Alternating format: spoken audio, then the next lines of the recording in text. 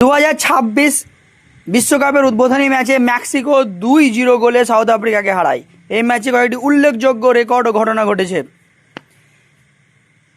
প্রথমে বিশ্বকাপ 2026-এর প্রথম গোল মেক্সিকোর জুলিয়ান কুইনোনেজ 9 মিনিটে টুর্নামেন্টের প্রথম গোল করেন।